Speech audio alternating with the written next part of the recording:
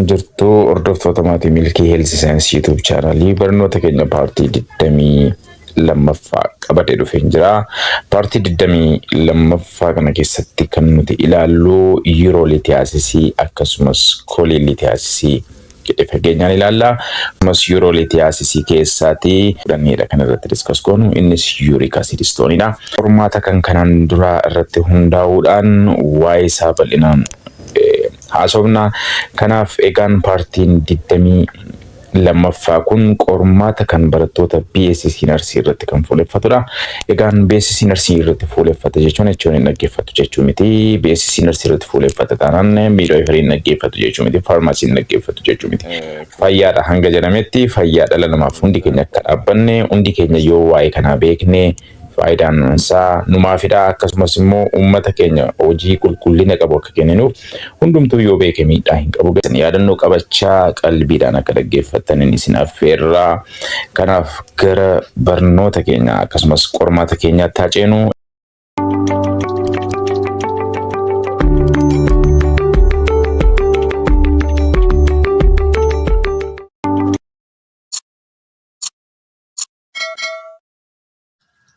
Tole barattoota keenya kun amma walitti deebinee jirra. Egaan qormaata ammas isin ilaalaa jirtanii qormaata kan BSc Nursing Juunii bara 2016 keessa kan isaan qoramanidha. Kan bara 2016 Juunii keessa kan isaan qoramanidha qormaanni kuni. Innis akka kanatti gatii hin argamneef gara slaayidiitti isinii qayyareen jira. Akkasiin kana waan argamuuf mee diskasa goonu. Innis akkas jedha. A 66-year-old patient was admitted to inpatient unit with diagnosis of gout arthritis. The nurse initiated musculoskeletal examination to prepare patient's teaching plan after admission. During patient teaching, the nurse advised the patient to increase water intake a day. What is the most likely anticipated complication by the nurse? A. Cholelithiasis, B. urolithiasis, C. Hydration, and D. Hypotension jedha. Dhukkubsataan kun akkuma isin ilaalaa jirtan kan seenaariyoon kun jedhaa jiru. Dhukkubsataan kun nama umurii waggaa 66dha. Hospitaala kutaatti admittee jira. Inpatientii keessatti admittee jira. Keeziin namni kun ittiin admittee immoo gout arthritis-dha. Karoora ittiin barsiisuu qabu wayii dhukkubsataa kan ittiin barsiisuu kaawwate. Yeroo dhukkubsataa kana barsiisuuf jedhu maal jedheedha kan inni gorsee bishaan baay'inaan dhugii guyyaatti ml 300 fakkaatu si bukkeedhaan turre gurguree ml 3,000 sorry as bukkeetti 3,000 ml 3,000 dhugi jedheeni. What is the most likely anticipated complication by the nurse? Anticipated ishiin jettu kun expected jechuudha. What's expected complication? Maalidha expect kan godhe namni kuni narsiin kun maalidha complication akkamitti ittiin dhufa jedheedha. Kan inni bishaan kana dhugi jedheen A. Cholelithiasis-dha, B. urolithiasis-dha, C. dehydration-dha, D. hypotension jedha. Mee kun hundisaa maal jechuu akka ta'e deebiinsa akkam akka ta'e deebinee dhufna. Baay'ee qal'aadha. Baay'ee salphaadha qormaanni kun. Deebinee dhufna nu faana turaan isin jedha. Turtii gaarii.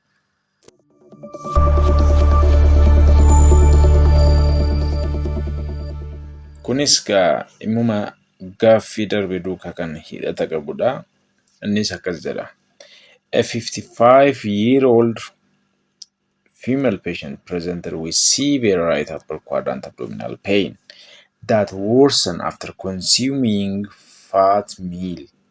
She also reported dark urine and pale stool.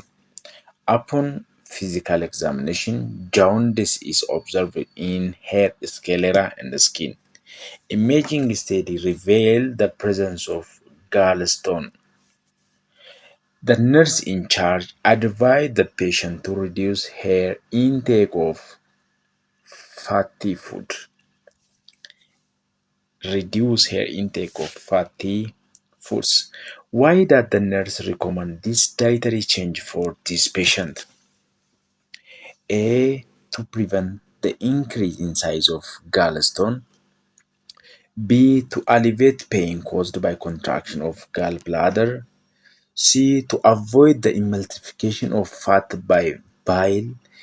D. To prevent obstruction in the release of bile. Kana keessaati deebiin isa kam ta'a? Baay'ee salphaadha kunis.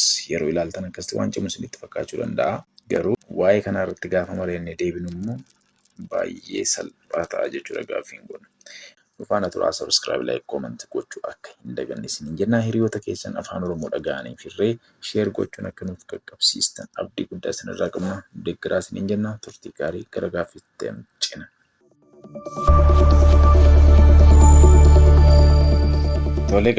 Tole egaa gaaffii kana immoo yoo ilaaltanitti ta'e innis dhimmuma gaaffii darbe duukaa xiqqoo walitti gatee dhufuufidha.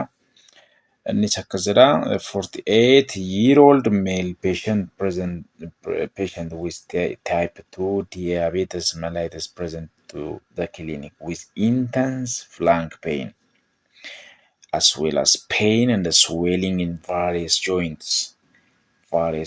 Laboratory tests revealed that his urine was significantly acidic. Imaging study confirmed the diagnosis of kidney stone. Given this finding, what would be your recommendation for management?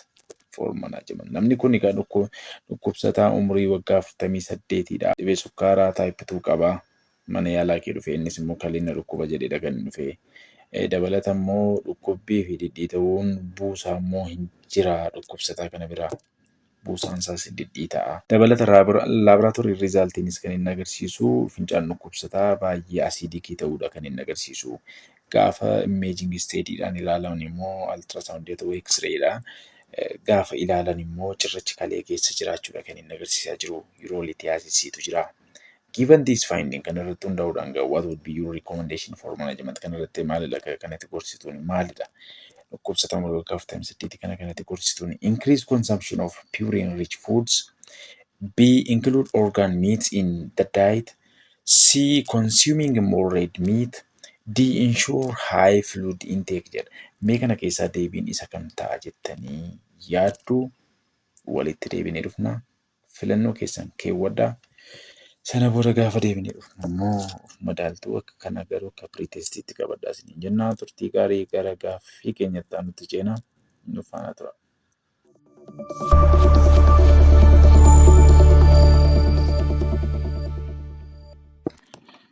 Tole qormaan inni kun immoo qormaata kan kanaan duraarraas kan fudhatamedha. Akkuma amma diskas gochaa jirru qormaan kan kanaan duraarraa kan fudhatamedha.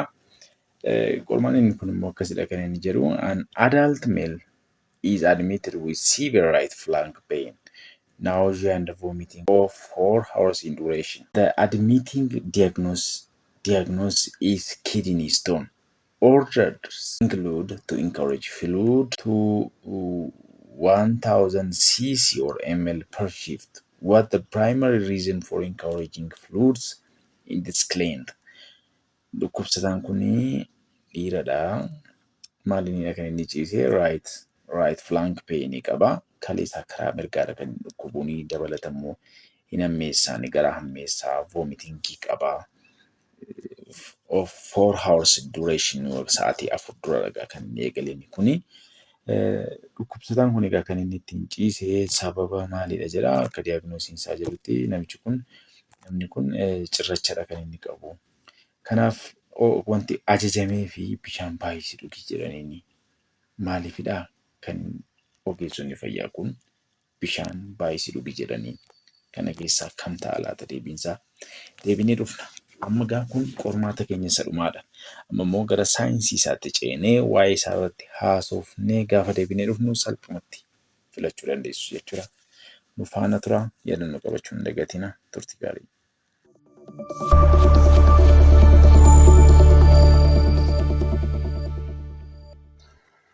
Tole egaan barattoota keenya akkasumas hordoftoota maatii Milkii Health Science YouTube chaanaalii egaan amma immoo qormaata gaaffii isa jalqabaa irratti hundoofne innis dhukkubsataa umurii waggaa 66 kan hospitaalatti admiited ta'e sababa goota arthritis isa jedhu kana dhukkubsataan kun ciise isa jedhu irratti gootiin maalidha? Goota arthritis maalidha kan jiru irratti mee waa'ee kanaa xiqqoo ishee haasofnee deebina akkasiin gaafficha salphaamatti filattaniif jedheenidha kanan PowerPoint kanaa isiniif qopheesse. Kanaaf mee goota arthritisiin kun maalidha? Goot is a form of inflammatory arthritis yookaan immoo faalamuu buusaa jechuudha. Faalamuun buusaa kunis maal fiduu danda'a jedha. Peeniin jiraachuu danda'a, sweelingiin jiraachuu danda'a jedha. Eessa bukkee? Jooyintii bukkee dhukkubbiin jiraachuu danda'a, dhiitoon jiraachuu danda'a. Goota arthritisiin kun immoo yeroo kamitti kan inni mudatu sababa maalidha jedha.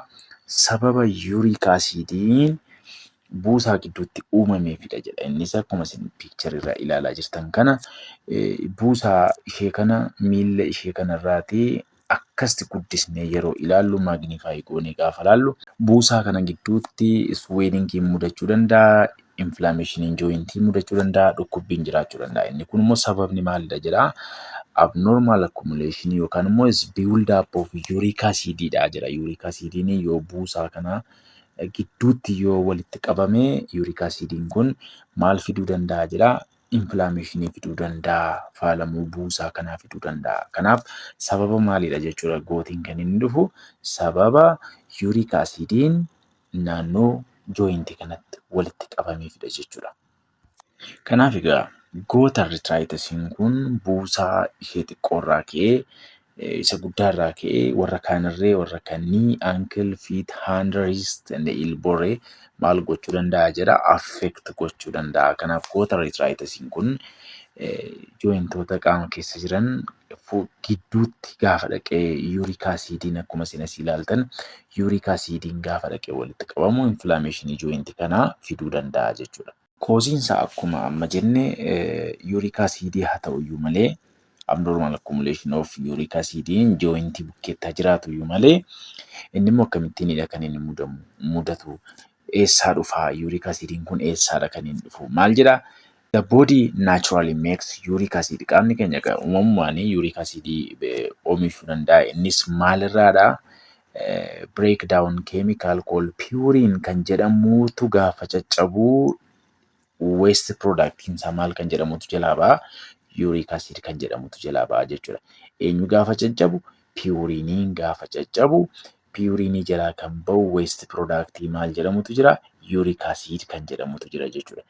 Uric acid immoo maal jedhas bukkeedha? The kidney usually filter uric acid out of the blood. Kaleen keenya immoo glomerulus bukkeetti filtreeshiniin akkuma raawwatu paartii nefroonii keessaa isa jalqabaa jechuudha. Achi keessatti kaleen keenya qulqulleessitee hidda dhiigaa keessaatii bifa fincaaniidhaan gara alaatti maal baasti jechuudha. Purinii otoo hin taane waste productii puriniin gaafa caccabu kan irraa oomishamu maqaan isaa uric acid isa jedhamu kana qaama hidda dhiigaa keessaatii qaama keessaati bifa maaliidhaan ba'a jechuudha. Bifa urinationiidhaan gara alaatti ba'a jechuudha qaama keessaati. Yoo garmalee qaama keessa baay'ate egaa buusaa keessatti walitti qabamee inflaameshinii jooyintii fiduu danda'a jechuudha. Yoo namni kun kaleen isaa nagaa miti ta'e egaa uric acidiin kun gara alaatti hin ba'u kanumarraan immoo rakkoon mudatu ammas kan biraan jira jechuudha. Kanaaf namni kun egaa yoo kaleen nama kanaa nagaa miti ta'e yoo namni kun bishaan gahaa hin dhugu ta'e waste productiin kun dhiibamee yookaan uric acidiin kun dhiibamee san naqu jechuudha. Kalee biraan naqu jechuudha. Concentrated kan ta'e yuuriinii jiraata jechuudha. Yuuriiniin immoo asiidikiidha yoo ta'e carraa uric acidiin kun qaama keessatti yoo garmalee walitti qabame yoo namni sun garmalee purinii nyaata ta'e puriniin maal keessa akka baay'atu ganaa ilaalla. Maaltu uumama jechuudha? Uric acid stooniitu uumama jechuudha. Uric acid stooniin carraa kalee keessatti mudachuu qaba jechuudha. Kanaaf namni kun maalitti dhugee filatamaadha? Bishaan yoo baay'inaan dhuge baay'ee gaariidha jechuudha. Kanaan ala garuu uric acidiin hidda dhiigaa keessa garmalee gaafa baay'atu akkasumas kalee bukkee gaafa dhaqu namni sun bishaan gahaa hin dhugu ta'ee jennaan waste productiin kun dhiibamee gara alaatti hin bahu ta'ee jennaan yoo baay'inaan konsantireeshiniin isaa nefroonii keessatti garmalee dabalee carraa istoonii ta'uu qaba jechuudha. Kanaaf namaan dhukkubsataa goota arthritis qabuuni maal godhi jedhama? Bishaan baay'inaan dhugii jedhama. Sababiin isaa kalee keessatti istooniin akka inni uumamneef jechuudha. Nu faana tura ammas.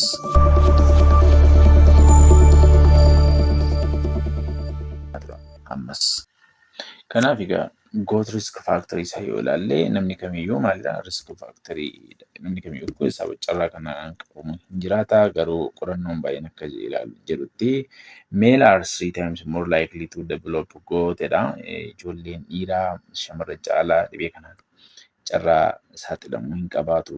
Ulfaatinni garmalee yoo jiraate, obesiin yoo jiraate, congestive heart failure yoo jiraate, diabetes yoo jiraate, hypertension yoo jiraate, even kidney problem yoo jiraate sababiin isaa karaa kaleedha naannii kan inni filter ta'ee bifa dhangala'aadhaan yuuriiniidhaan baatamee gara alaatti bahu. Kanaaf kaleen dhukkubsatteetti taanaan yuuriik asiidii kan gara alaatti baasu hin jiru jechuudha. Waste productive yuuriinii kana gara alaatti kan baasu hin jiru.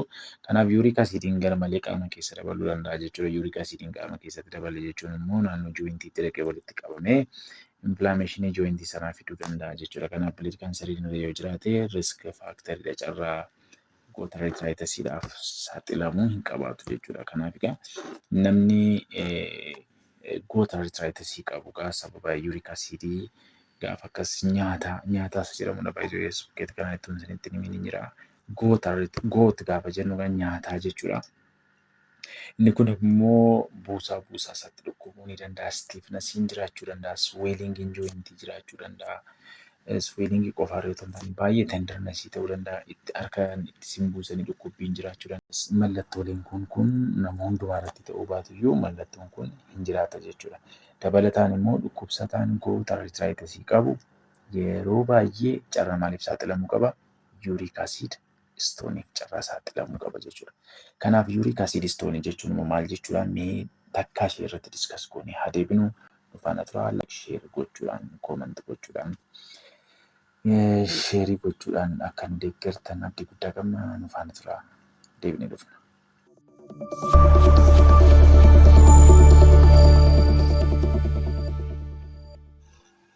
Tole egaa barattoota keenya kunoo deebinee dhufnee jirra. Amma immoo mee cirracha kalee haa ilaallu. Cirracha kalee yookaan immoo afaan Ingiliffaan kidney stone medical termiidhaan immoo urolithiasis jechuu dandeenya. Lithiasis cirracha.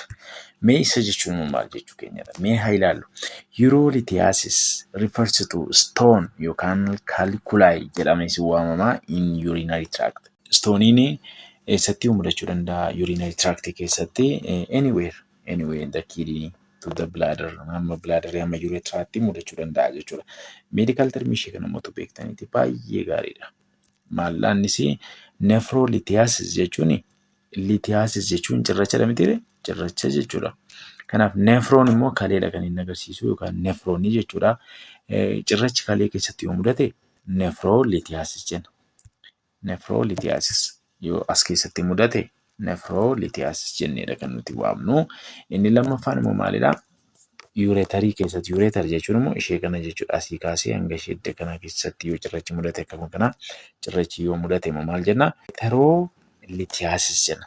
Yoo bilaadarii keessatti mudate immoo afuuffee fincaanii keessatti yoo mudate immoo urinary bladder jechuudha.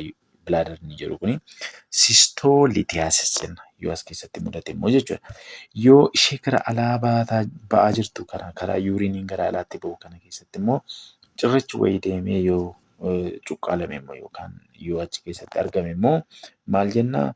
Ureterolithiasis jenna. Ureteroo H qofaadhaanidha kan isaan gargar ba'an egaa ishee kanaa fi isheen kun jechuudha.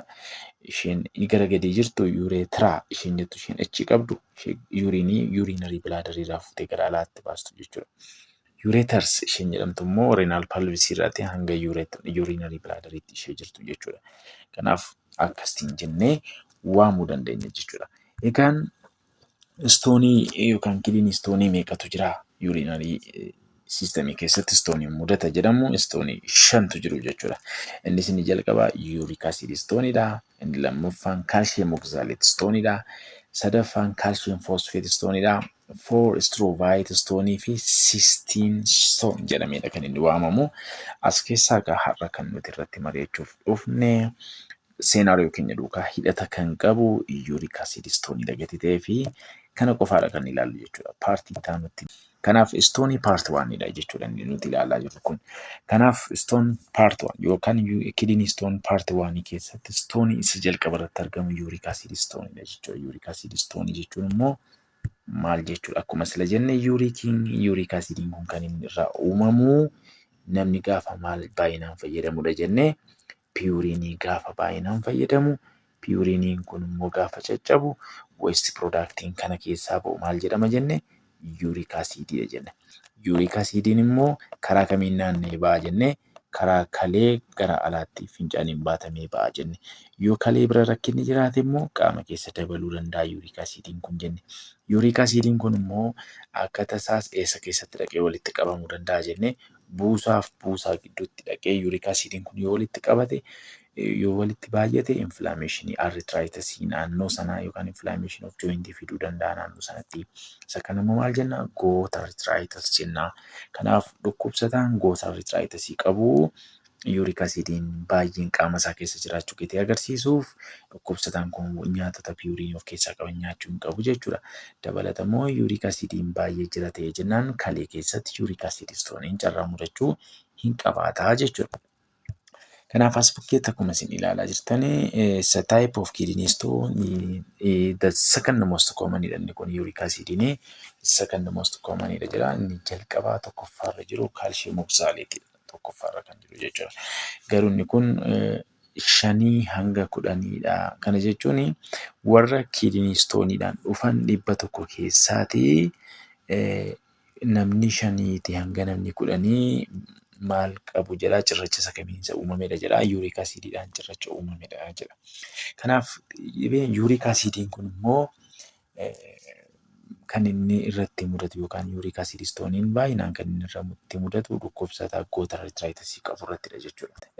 Gootimti silumayyuu yuuriik asiidiin jooyintii gidduutti baay'achuudhaan kan dhufudha jenne. Inni lammaffaan immoo dhukkubsataan diyaabeetas yookaan dhukkuba sukkaaraa qabus carraa kanaaf saaxilamuu hin qabaata jedha. Inni kan DME qabu immoo baay'inaan yuurineet godha. Yuurineet godhe taanaan immoo diyaayidireetir ta'a. Diyaayidireetir ta'e taanaan immoo konsantireetir yuurinii jira. Konsantireetir yuurinii jira taanaan immoo carraan yuuriik asiid istoon foormeeshinii dabala jechuudha. Sadaffaa irratti argamu immoo obesiitiidha yookaan furdina garmaleedha. Innis immoo furdinni garmalee jira taanaan yuuriik asiid piroodaakshiniin dabaluu danda'a. Meetaaboliikii maaliif higher production of uric aciditu jira jedhama. Dabalatammoo decreased excretion of uric acid jiraachuu danda'a. Maybe namni baay'ee furdaadha ta'e jennaan immoo rakkoo kalee carraa qabaachuu hin qabaata. Kanaaf uric acid excretion carraa gadi bu'uu qabaata gati jedhamuufidha. Inni kan biraan immoo namoonni baay'ee furdatan maal duukaa walitti hidhatu poor dietary choice duukaa inni isaa pure food fayyadamuu danda'u. Dabalatammoo other type of maybe metabolic syndrome yoo jiraate wanti kun carraa stone kun mudachuu hin qabaata jechuudha. Develop when urine is too acidic. Kun egaa cirrachi kun baay'inaan kan inni mudatu yoo uriniin baay'ee concentrated ta'e baay'ee acidic yoo ta'edha. Dabalatammoo namni sun dehydrated yoo ta'edha. Bishaan baay'inaan fayyadamuu qaba. Nyaatota puriinii qaban immoo hir'isuu qaba. Nyaatota diet rich in purine jechuun nyaatota puriinii baay'ee of keessaa qaban baay'inaan fayyadameera taanaanii carraa uric acid stone dabaluu jiraata. Nyaatotni puriinii baay'inaan qabu jedhamanii animal productidha baay'inaanii. Animal product warroota ta'an jechuudha. Isaanis miitiidha yookaan immoo orgaan miit warroota jedhaman liivarii fa'aadha. Liivarii fa'aadha jechuudha. So the causes of uric acid stone maalidha jennee nyaatotadha. Nyaata gaafa jennu immoo nyaata maal baay'ee of keessaa qabu jechuudha. Puriinii baay'ee of keessaa qabu. Sababiin isaa uric acidiin eeyurraa dhufa gati ta'eef indi product yookaan waste product puriinii wanta ta'eef nyaanni puriinii baay'inaan qabu immoo eenyudha? Orgaan miitidha. Foon diimaadha. Seafood warroota jedhaman fa'aadha. Warroonni kun maal of keessaa qabu baay'inaanii puriinii of keessaa qabu. Kanaaf dhukkubsataan kan biraan immoo maal gochuu hin qabu, dheebochuu hin qabu yookaan hanqinni fluidii qaama isaa keessa jiraachuu hin qabu.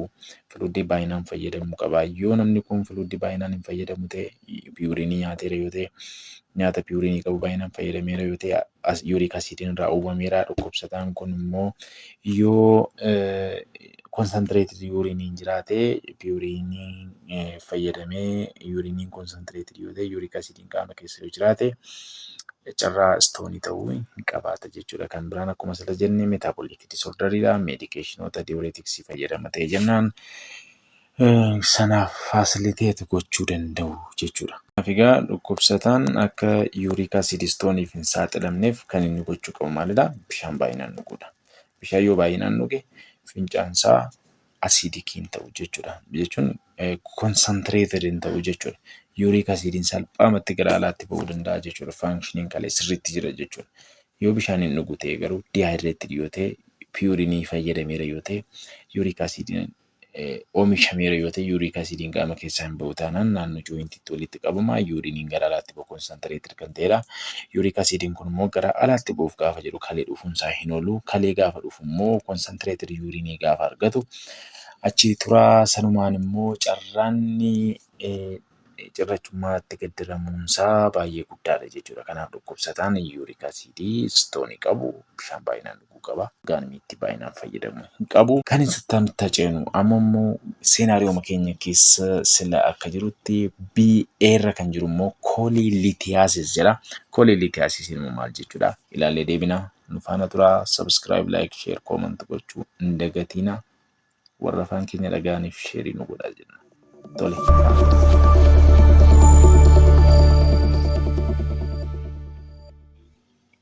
Toleegaan inni ittaanu immoo koolilitiyaasisidha.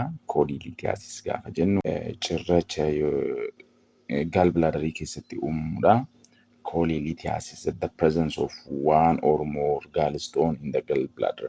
Gallstone jedhamee waamama yookaan immoo koolilitiyaasis jedheedha kan inni waamamu. Kanaaf kun cirracha gallbladder keessatti uumamuudhaan beekamudha. Inni kunis saayiziidhaan maybe adda addadha. Kanaaf kun immoo kan inni taayipii isaa yoo ilaalle kolesterool istooliin irraatii uumamuu danda'a. Kolesterool irraatii istooliin kun uumamuu danda'a yookaan immoo biilirubiin irraatii uumamuu danda'a jedha. Kun immoo sababni gaafa ilaallu cirrachi kun as keessatti uumamuun sababa kan ta'eef tokko imbalansed bile composition yoo jiraate yookaan immoo excessive cholesterol yoo jiraate, kolesterooliin garmaleema yoo keessa jiraate, yoo bilirubiiniin garmaleema keessa jiraate yookaan immoo gallbladderiimti kun of keessaatii gara doodinamiitti gadhiistee yoo inadequate impetiting of the gallbladder yoo jiraate yookaan immoo dietary factor kanneen akka high fatty, high cholesterol, low fiber dietiin warroonni kun egaa carraa maaliif saaxiluu qabu jechuudha. Gaalstoonii kanaaf saaxiluu hin qabaatu jechuudha. Kanaaf koolilitiyaasisiin kun sababoota akka kanaa uumamuu danda'a. Risk faaktoriidha kan jedhamani umuriin waggaa 40 olii baay'ee dhibeen kun itti hammaata. Warra dhiiraa caalaa immoo eejiin murteessaadhaas bukkeetti eejiin murteessaadha. Eejii greater than 40 irratti yeroo baay'ee mudata. Seksii yoo ilaalle immoo yookaan jendarii yoo ilaalle immoo fiimaal irrattidha baay'inaan kan inni argamu gaalstooniin kuni. Dabalata pregnancy irratti illee baay'inaan hin mudata. Dhukkubsataa kanneen akka diabeetisii dhukkubsatu, liver disease warroota dhukkubsatu, hemolytic anemiyaan irra yoo jiraate carraa gaalstooniif saaxilamuun guddaadha jedha. Kan biraan irree diraagota kanneen akka istiroojinii of keessaa qaban yoo baay'inaan fayyadaman irree carraa istooniin kun mudachuu hin jiraata jedha. Kanaaf dhukkubsataa gaafa gorsinu gaalstoonii qaba taanaan yookaan koolilitiyaasisii qaba taanaan wanta jennee gorsinuu qabna jechuudha. Kanaaf egaa namni koolilitiyaasisii qabu badaa mallattoo hin agarsiisu. Mallattoonni badaa miti garuu yeroo tokko right upper quadrantii maaltu jiraachuu danda'a? Right upper quadrant of abdomen bukkee dhukkubbiin jiraachuu hin danda'a jechuudha. Nausea jiraachuu danda'a fi fever jiraachuu danda'a. Sababiin isaa bakki itti argama gaal bilaadarii iddoo kana gettee dhukkubbii iddoo kanaa himachuu danda'a jechuudha. Yeroo tokko tokko dhibee garaachaa fakkaachuu danda'a. Iddoo kanaatti dhukkubbiin gatii itti dhaga'amuuf egaa nama kanarratti kan nuti agarru upper abdominal pain keessumaa raayitii bakka taa'umsa gaal bilaadarii kanaadha gati ta'eef iddoo kanatti kan arguu dandeenya. Dabalatammoo bobbaan dhukkubsataarree peelii ta'aa sababa bilirubiin hin qabaannee fi peelii ta'aa yuuriiniin dhukkubsataa immoo daarkii ta'aa amala gurraacha hin qabaata. Kunis sababa bilirubiin wajjin wal qabatuufidha. Bifti dhukkubsataa immoo gara keellootti gaddaramuu danda'a. Sababiin isaa bilirubiiniin garmalee qaama keessa baay'achuudhaan kan ka'e. Kan ammoo kan fide gaalistoonidha. Gaalistooniin immoo maalirraan kan dhufedha? Supersaturation of baay'iliitu jira. Garmalee baay'iliitu saturated ta'ee sababa kanaadha. Kun immoo maal fidee? Crystallization fidee. Crystallization kun immoo maalitti gaddarame? Stooniitti gaddarame. Stooniin kun immoo maal godhee? Karaa darbaa dhoowweeni. Eenyuun? Baay'ilii dhoowwe jechuudha. Baay'ilina akka gara duodenamiitti akka hin dabarre dhorke jechuudha. Kanaaf egaa akka seenaariyoo keenyaatti nyaata nuti dhukkubsataa kana utuu inni hin nyaatu ta'ee gaariidha jedhamu. Maalidha? Faattiidha. Sababiin isaas maalidha? Namni tokko gaafa faattii nyaattu as bukkeedha ishee kan akka ilaalaa jirtan kun duodenamiidha. Duodenamis immoo paartii small intestine gara olitti argamudha. Gaafa namni cooma nyaatu coomni inni nyaate immoo digestive systemii gaafa galu yookaan faattiin gaafa digestive systemii galu keemikaalonni duodenamii irraa gadhiifaman jiru. Isaanis maal jedhamu? CCK kan jedhamu yookaan immoo cholecystokinin kan jedhamutu gadhiifama. Inni asii gadhiifamu gaal bilaadariin kun kottoonfattee akka isheen maal gadhiistuufidha jechuudha. Akka isheen baay'ilii gadhiistuuf oomishama jechuudha keemikaalli kun. Yeroo kana gaal bilaadariin maal taati jechuun kottoonfattee akka isheen kottoonfattee baay'ilii akka isheen dhiibdee gara alaatti gara duodenamiitti gadhiistuuf jedheedha keemikaalli kun CCK kan jedhamu kun kan inni oomishamu jechuudha. Yeroo kana gaafa gaal bilaadariin kun kottoonfattee baay'ilii gara fuula duraatti dhiibuuf jettugaa gaalistooniin yoo jiraate nama kanatti maaltu dhaga'ama jechuudha. Severe right upper quadrant painiin itti dhaga'amuu danda'a jechuudha. Kanaaf nama kanaan gaafa nyaatota faattii qaban hin nyaatin jennuuni cirracha sanatu guddata otoo hin taane cholecystokines warroota amma kaayiniin warroota jedhaman warran amma keemikaalli kun dhaqee gaal bilaadariin kun akka inni kottoonfatu godha. Gaal bilaadariin kun kottoonfate jechuun immoo baay'ilii gara fuulduraatti dhiibuuf jedheedha. Baay'iliin kun immoo iddoo ta'etti staak godhee jiraachuu danda'a. Yeroo kana dhukkubsataa kanatti kan dhaga'amu maalidha jechuudha. Severe pain itti dhaga'ama jechuudha. Eeriyaa kanaatti dhukkubbiin hamaatu itti dhaga'ama. Kanaaf saayizii sanaa dabala otoo hin taane dhukkubbii kana ittisuuf gaafa jennu faattiitu nyaattu ta'ee gaariidha jennaan jechuudha. Tole gara gaaffii keenyaatti deebina gaa nu faana.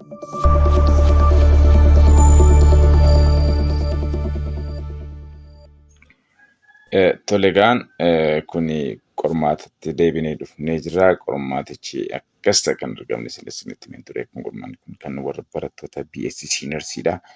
Kan akkasitti isiniif deebisee jira. Dogoggorri isa kana wajjin kan jiru asii 3,000 jedha.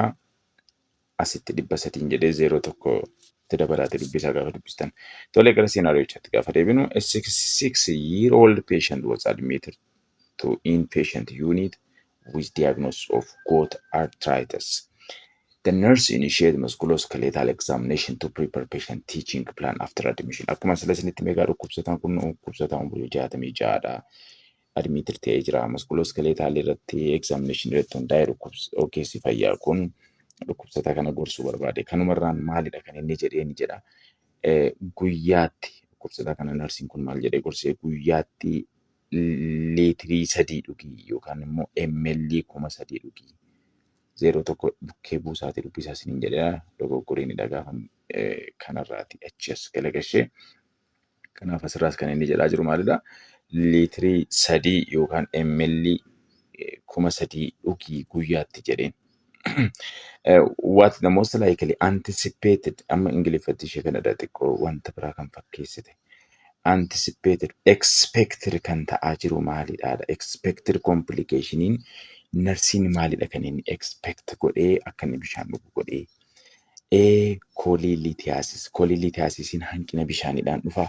Lakki hanqina bishaanii otoo hin taane akkuma sila jennee garmalee super saturation yookaan ingiriidiyentiin baayilii garmalee dabaluurraan kan ka'e jalatti sedimanti godha. Sedimantiin kun immoo deemee stooniif saaxiluu danda'a. Kanaaf gaalistoonii jechuudha koolilitiyaasiis jechuun.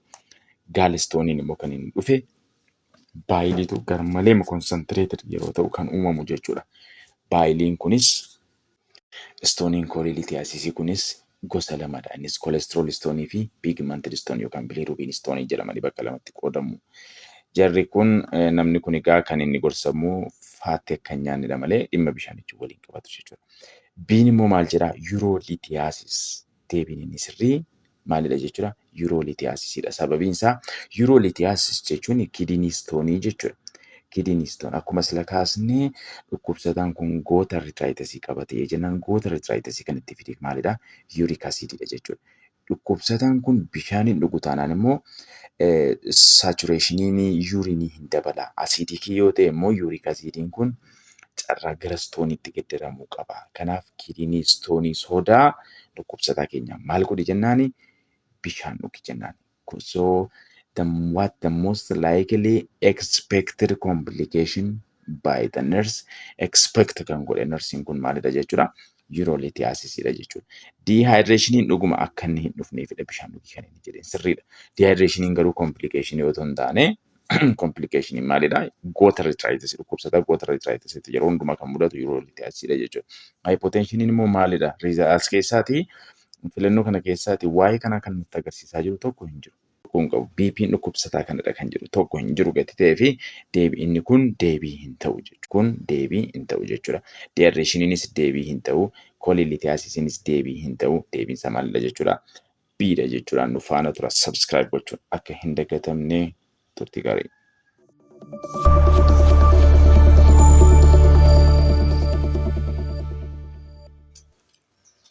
Tolee gaaffii kanatti immoo ammas deebinee dhufnee jirra.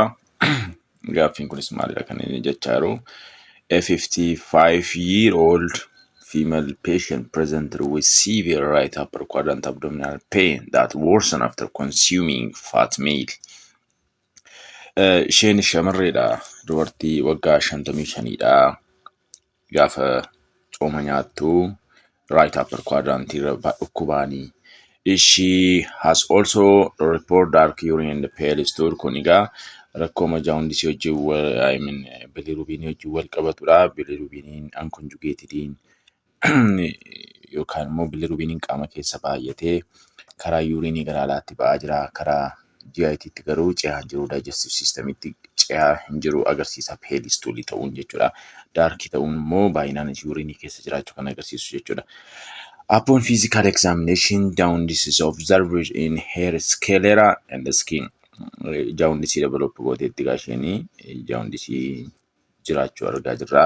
Imaging stadiin kunis immoo gaafa ilaalan immoo ultrasound haa ta'u, x-ray haa ta'u wanta ibseen qabu senaariyoon kuni garuu gaafa ilaalanii maaltu jira gaalistoonii yookaan immoo koolilitiyaasisiitu jira. Gallbladderii keessa stooniitu jira. Stooniin sun garuu isa kam akka ta'e kan agarsiisu miti. Tole, the nurse in charge advised the patient to reduce her intake of fatty foods.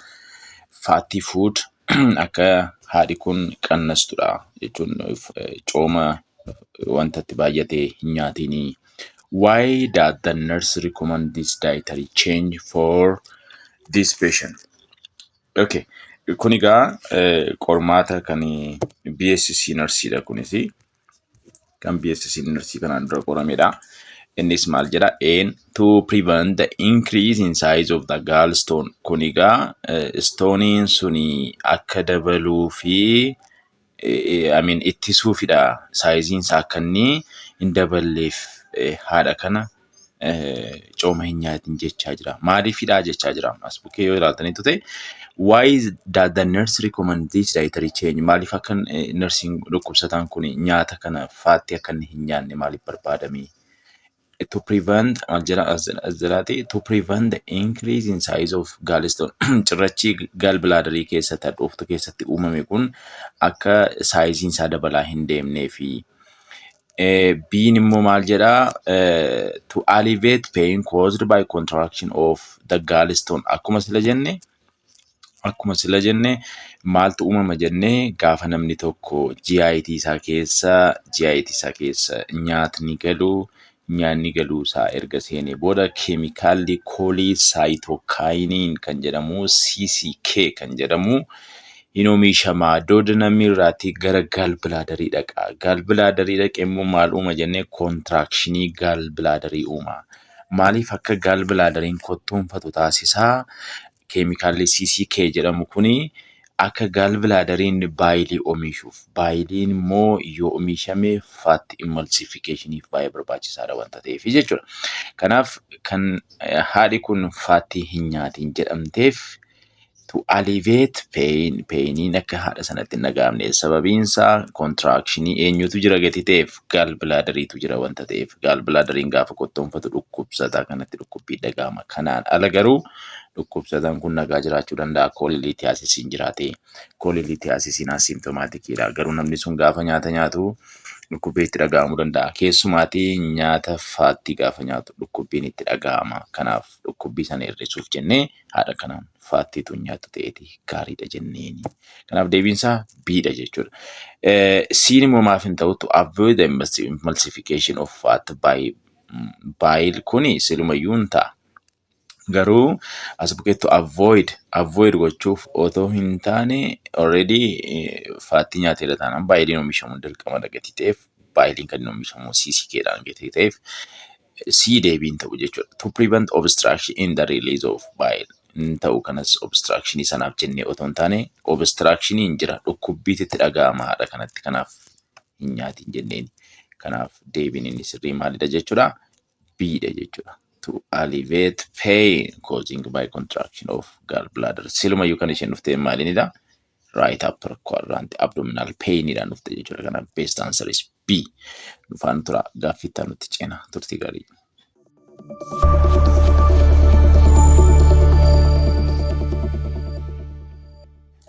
Tole deebinee dhufnee jirra. Egaan akkuma dura isiniif kaase yuroolitiyaasisii keessaatii yuuriik asiidistooniidha kan nuti irratti mari'achaa jirru. Kanaaf isa taanutti paartii 23ffaa irratti istoonii kan biraa qabadheen dhufa. Tole inni kun akkas jedha.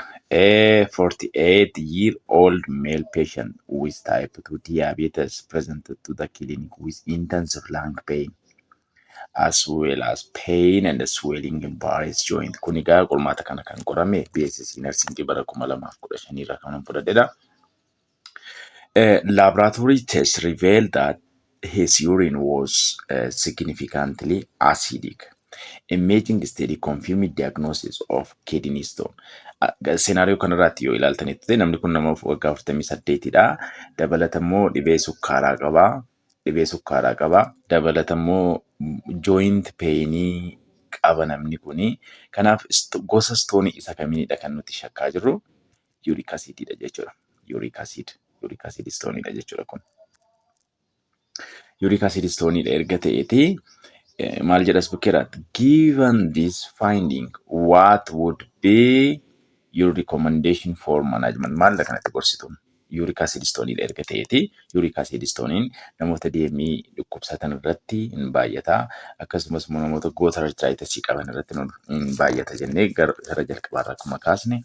Kanaaf maalidha kanatti gorsituuni? A increased consumption of purine rich food.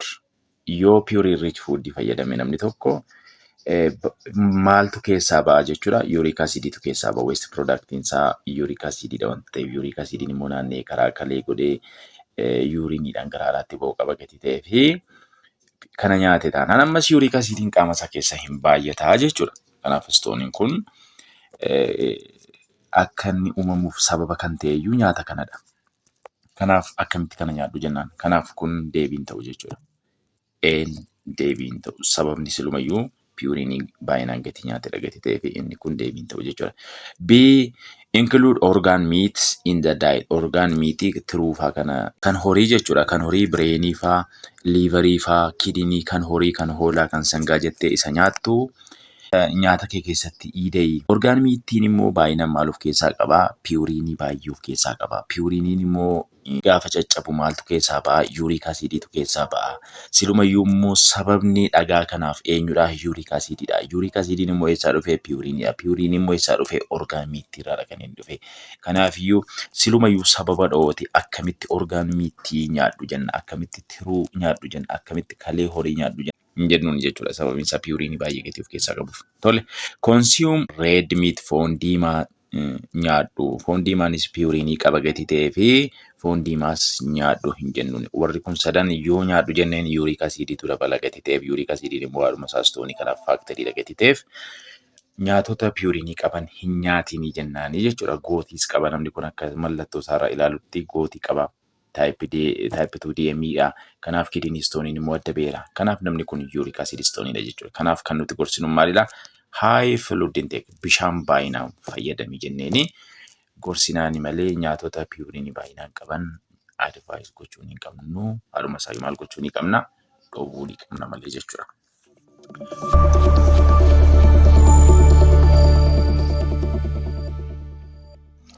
Toleegaan barnoota keenya har'aa gaaffii kana kuwiizii gochuudhaan isiniif xumurra. Kan immoo deebii isaa koomentii jalatti nu deebistu exercise gootanii jechuudha. Maal ta'a jettanii yaaddu? Deebiin isaa maalidha? Kan jedhu an adult male is admitted with severe right flank pain, nausea and vomiting of 4 hours in duration. The admitting diagnosis is kidney stone. Orders include to encourage fluid to 1 liter per shift. What is the primary reason for encouraging fluid in this gland? Mee nu barreessaa filadhaati as keessaatti deebiin isa kam ta'a laata? Amma gawaan baay'ee haasofne turre. Kanaaf kana deebisuuf yaaleen ture kun qormaata bara 2013 kan BSc Nursing qoramanidha. Garuu BSc Nursingtu qorame jechuun jechuun hin qoramu jechuu miti. Kidney stooniin midwifery irra ilaallachuu danda'a. Pharmacist irra ilaallachuu danda'a. HO irra ilaallachuu danda'a. Medicine warra baratan irra ilaallachuu danda'a jechuudha. Fayyaa dhala namaadha gatii ta'eef namni kamiyyuu beekeetii miidhaa hin qabu jechuudha. Kanaaf kun kan BSc Nursingdha. Anaan ilaallatu. Kun kan HOdha. Nursiin ilaallatu. Kun kan midwiferydha. Nursiin ilaallatu ni jedhamu jiru jechuudha. Saayinsiidha. Saayinsii hundumaa yoo beekte sumatu fayyadama.